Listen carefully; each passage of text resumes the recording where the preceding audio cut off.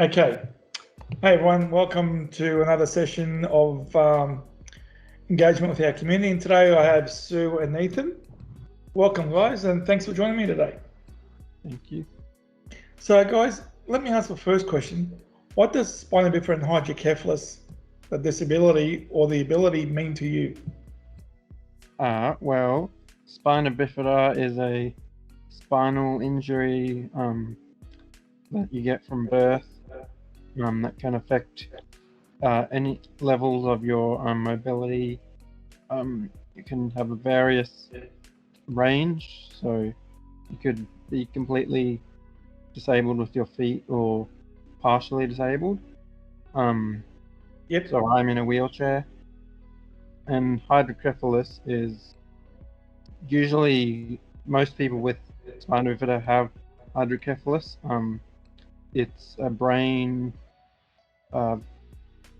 condition where the cerebrospinal fluid, there's an excess in it in the ventricles, and it impacts on areas of your brain and needs to be drained away, or it could cause like long-term issues.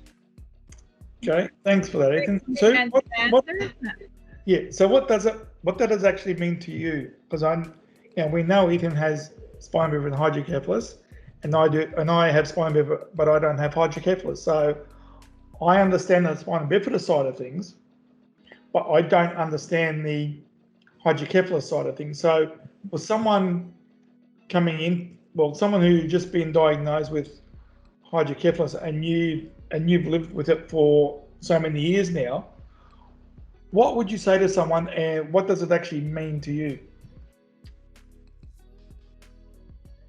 I think what it means to us in Ethan's case is going to be very different to what it might mean in another individual. But speaking from our experience, I guess having looked into what it could mean and what it did mean, as Ethan was developing, he would often surprise us with the things that he excelled at. Mm-hmm. So it, I think in some ways the hydrocephalus has definitely affected Ethan's sort of development and his methods of learning and those sorts of things. But he has very much some skills in there that are quite exceptional as well within his brain capacity. Mm-hmm. So I think to try and summarize it, just thinking of it on the spot with Ethan, he has very high functioning abilities, but sometimes putting one processor in his brain and getting it to communicate with another part of the brain is where it doesn't seem to always connect. And so that just means that maybe he needs a little bit more time to think something through, or a little bit more prompting to go, look, can we look at this another way, so that he can access the high functioning parts. And I think just in, would you say that with that, like, for example, when, I don't know whether you remember this, George, but when he was a little guy, even before he started reading at like 3.5, 4, he could read the newspaper by 4 years old. But before that, when he was about 3, he could look at any car on the road, it wouldn't matter what it was, and he'd say, oh, that's a Holden Jackaroo, or that's a Honda Jazz, and we were thinking, how is he so knowledgeable about all of these cars? But he just had that ability to recognize a symbol or a shape, even a color scheme, and put that information together and come out with, what the model, and how many umpteen models of cars there are out there. I can't tell a Falcon from a Commodore. So, it was just astounding to me at such a young age. So we always knew that Ethan was really bright. And I guess it's been trying to work on his strengths and bring those out, that I guess we've tried to do along the way. because it's not always easy to kind of compete out there on a level playing field with able-bodied individuals. So yeah, that is quite right, and I have the same sort of challenges too. But you now we go back so many years when I first met you and Ethan. Yeah.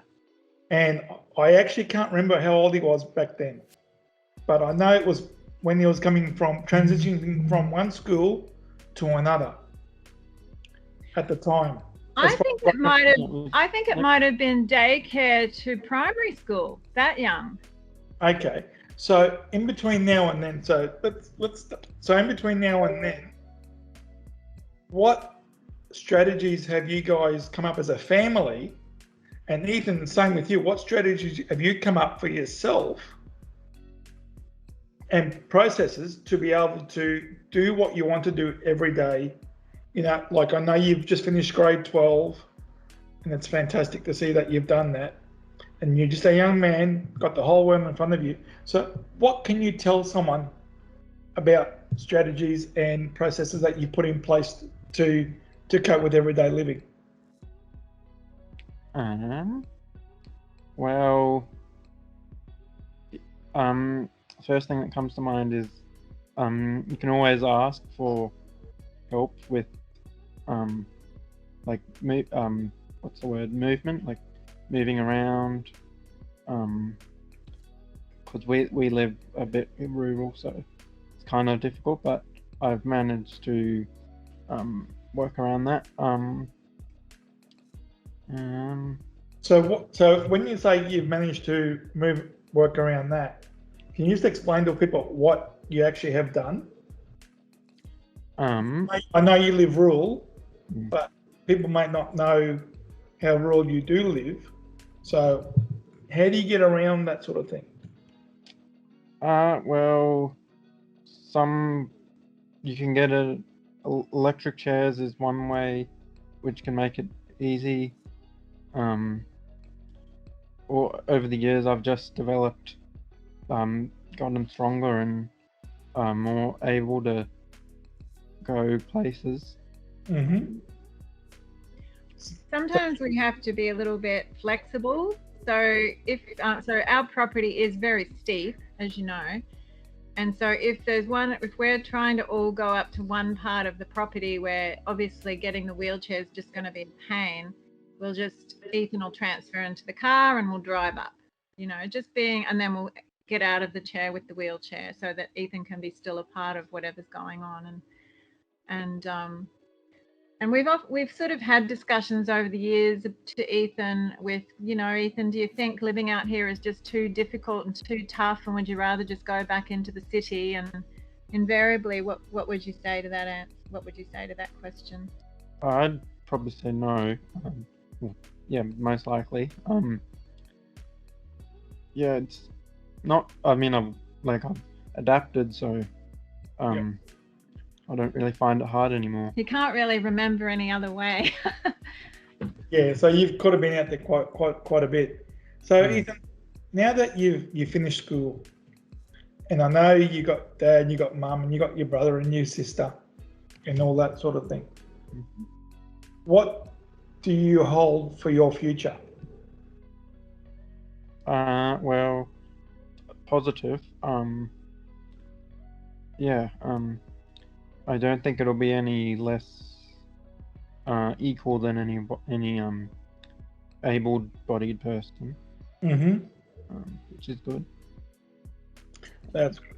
And Sue, as a parent, and I know Tim and your son and your daughter as well, apart from me, what are your hopes and aspirations for Ethan to growing up? And he's just finished school and probably now looking for work, and and you do live rural, and he'll probably one day want to leave home. And what's your feelings about that? I'm feeling really optimistic because particularly with the advent of NDIS, I think there is support out there. If Ethan wants to really go after an opportunity now, there is the support there to enable him to, you know, get the ground skills and the direction and the guidance without us having to be there kind of propping him up physically. I think we're always going to be there as his family, and I think it's been really liberating because we did it tough for, you know, what was it? When did NDIS come in? Like 2 years ago, really, for us. So I think we did it pretty tough for 16 years with, you know, the restrictions on equipment and those sorts of things, and we'd have to save up our pennies to buy the wheelchair and that kind of stuff. And now, just with the improved funding, once it's justified that it's going to make Ethan's life more on a level playing field, I feel that Ethan has every opportunity in front of him.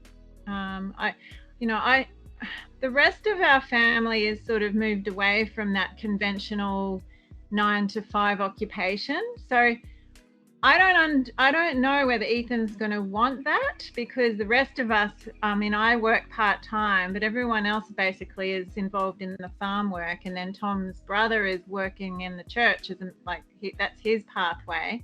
So it'll be interesting to see if Ethan opts for more of that kind of traditional worker job, have an employer, get a wage, that type of thing, which is what I expected to do when I graduated from school. It's looking at the moment, maybe it'll be a bit of a combination of working part-time, working from home, business sort of activities, in line with the flow of what's going on in the rest of the family. So that's what it looks like from here. But if Ethan decides that's not for him, and there's no reason why he can't even move away from the farm, live close in the city, that we can, you know. Yeah. I don't know. At this point in time, I don't think he's got any real desire to move away from home. Got it pretty good. He's got it too good at the moment. That's great.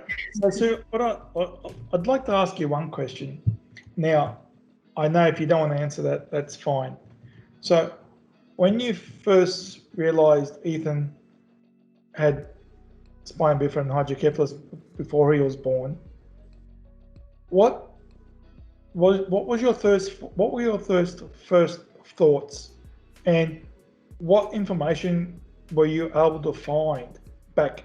I know I don't want to tell your age there, Ethan, but you know, about was it nearly 20 years ago? Yeah, Ethan will be 19 soon. So yeah. Well, the association, the Spina Bifida Association, were very good. As soon as Ethan was born, they were pretty much within a week. I'd met some people, I'd been given some material to read. Even being a physiotherapist myself, I hadn't worked with children. And so I'd come across Spina Bifida and Hydrocephalus, but I hadn't actually worked with people that had, maybe in the spinal injuries unit, I may have come across them, but not really been involved in their acute care it was a very sharp learning curve for sure. But yeah, the association provided most of the information at the time, and the hospital staff at the time when Ethan was really tiny. It was all about survival for the first month, and just, you know, managing the hydrocephalus, getting the shunt working, and then from there, Ethan, you know, thrived as a little baby. So it was a really joyful time, just like any other baby. It was really, really fun and rewarding. That's great. Thanks for that. And I know as Ethan was, when I first met Ethan, he had so much energy. I could never keep up with him. And Ethan, I want to ask you now, I know you're doing a bit of work from home and whatever you're doing. Do you play any sport? Not quite at the moment. So a while ago I was playing wheelchair tennis, like training sessions at Tennyson. At the moment, the Sporting Wheelies gym at Albion has just started this program where called Reconnect, where it's just like every week. It's Rec Connect, I think. So it's recreation, isn't it? Rec Connect. I think that might be right. So every week they do like different kind of sporting activities. To just partly to get like a community, because there's like multiple people there, and like get people interested in sports they didn't really know existed. And I'm enjoying that. He would have been at that today, but because we got flooded in, he didn't go. Okay, no worries. So one last question for you both. If you were to give some advice to someone about, you just found out that they were pregnant, or their first baby, or one of their babies is having spina bifida and hydrocephalus, what would you say to them? I would be very encouraging to that person. I think a lot of our friends sort of comment about how having Ethan in our family, I'm going to probably start crying in a minute, has just helped us bond in a way that we may not have otherwise. And as tough as it has been to see the things that Ethan misses out on, I think what he brings to any group, not just us, but his other social situations, is quite remarkable and, really, really worth investing in.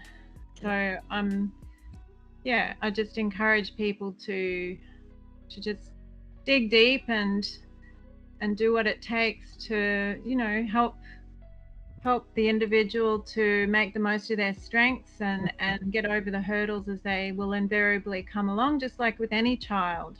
It wasn't necessarily plain sailing with our two older children either. They had all their struggles, and in some ways, Ethan, just being the even temperament that he is, has had a really calming influence on all of us and his siblings. And so would you have any advice? I'd just say what Mum did. It's a good experience. And you live life to the fullest, mate, isn't that right?